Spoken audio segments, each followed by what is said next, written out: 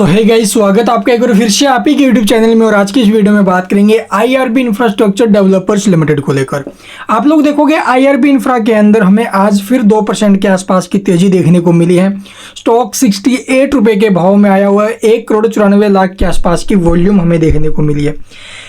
ऐसे में शेयर ने पिछले 52 वीक लो से आप लोग देखोगे, जी हाँ, अपने 52 वीक लो से 174% के करीब के रिटर्न दे दिए हैं। और ऐसे में बहुत से निवेशकों के कमेंट आ रहे हैं आगे के टारगेट्स को लेकर, भाई आगे स्टॉक के कैसे टारगेट हो सकते हैं कैलेंडर ईयर 2024 के एंड तक। ठीक है, यानी कि ये जो साल है ना 2024 है, इसके एंड तक इसके चांस रहने वाले हैं 134 रुपये तक के मूव आने के। जी हाँ, इस साल के यानी अगले साल यानी 1 जनवरी के आसपास आप लोग देखोगे ये स्टॉक 130 के ऊपर में हमें दिखाई देगा।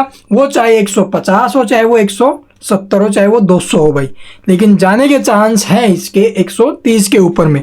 तो लॉन्ग टर्म के बारे में सोचिए, बेनिफिट है। और क्यों बेनिफिट है? क्योंकि रोड कंस्ट्रक्शन से रिलेटेड कंपनी है। और जिस प्रकार से रोड मिनिस्टर जो है नितिन गडकरी जी, उनके आप लोग बयान देखोगे, ठीक है, उनके कामों को देखोगे तो वो आप लोग देखकर दंग रह जाओगे।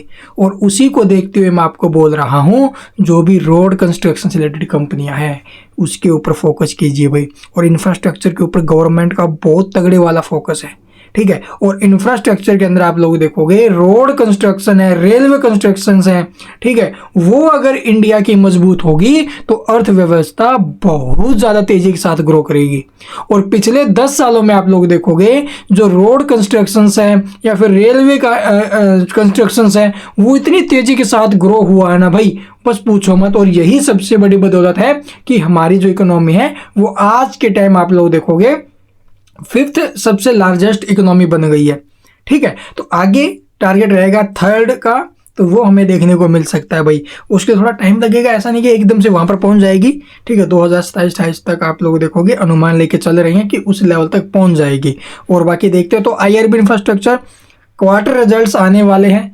रिजल्ट्स की डेट अब तक अनाउंस हुई नहीं, और रिजल्ट से पहले आप लोग देखोगे स्टॉक 50 रुपये से फिर से एक अच्छा खासा जंप लेते हुए नजर आया। अभी पीछे हुआ था ना, अभी माहौल गड़बड़ाया था कि जो मिड कैप स्टॉक है वो ओवर वैल्यूड हो गए हैं, उनके अंदर एक बड़ा पैनिक सेल आएगा, ठीक है, तहस नहस हो जाएगा, बाजारों में बिग फॉल बनेगा। भाई बाजार में तो गिरावट बनी मार्च के आसपास, ठीक है, मैं भी मानता हूँ ये शेयर टूटा, 50 तक गया, लेकिन जो रिकवरी आई है वो देखने लायक है।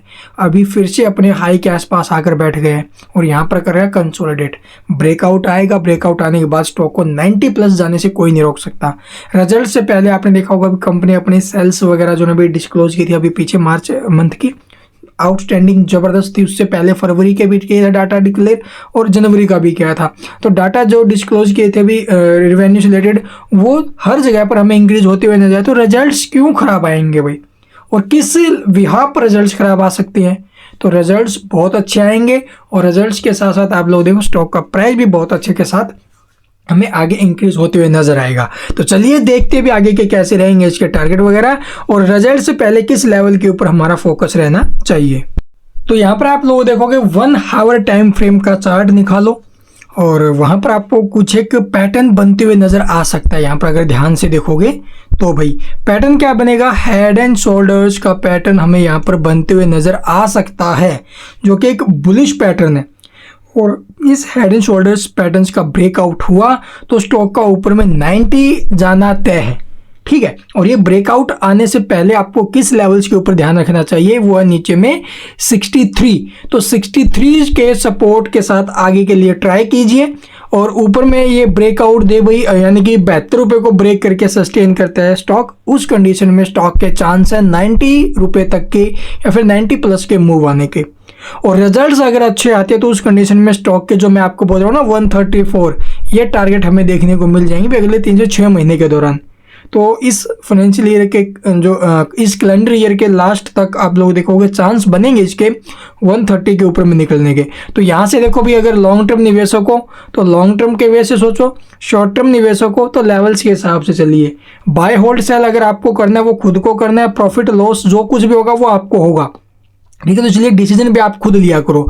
तो यहाँ पर आप लोगों को सपोर्ट अगर नहीं निकालने आते तो सपोर्ट देख लीजिए, 63 का सपोर्ट है, रेजिस्टेंस ऊपर में लगभग 72 रुपये का है, ब्रेक होने के बाद सस्टेन करते हैं, उस कंडीशन में खरीदारी आ सकती है।